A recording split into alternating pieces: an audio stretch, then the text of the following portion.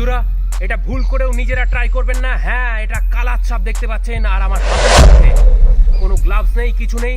আমি এটাই বোঝাতে চাইছি বন্ধুদেরকে যে কালার ছাপ এশিয়া মহাদেশের মধ্যে সব থেকে বেশি মানুষ মারে, এটা সত্যি কথা। কিন্তু এটাও সত্যি কথা যে কালার ছাপ গায়ে চাপ না পড়লে কামড়ায় না, ঘুমের ঘরে মানে। এদেরকে সাইলেন্ট কিলার বলে। মাত্র 1 মিলিগ্রাম বিষ একটা মানুষকে মেরে দেয়। কিন্তু এই সাপ যখন আপনি পাশ ফিরে শুয়ে আছেন, পিঠের দিকে গেছে সাপটা, আপনি এপাশ ফিরে শুলেন, চাপ পড়লো, তখন এ বাইট করে। যে কোনো ক্রেট প্রজাতির সাপ এদের বিষ দাঁতটা একটু পিছনের দিকে হয়, সে আপনার ব্যান্ডেড ক্রেট হোক বা কমন ক্রেট হোক, বাইট করার জন্য অনেকটা গ্রিপ করে ধরতে হয়। অন্যান্য চন্দ্রপড়া সাপের ফ্যাং মানে বিষ দাঁত একদম সামনে থাকে, জাস্ট এরকম ভাবে ছুঁয়ে দেয় আর বিষ ঢেলে দেয়। এইরকম রিস্ক ভুলেও নেবেন না বন্ধুরা। চলুন এটাকে ছেড়ে দিই।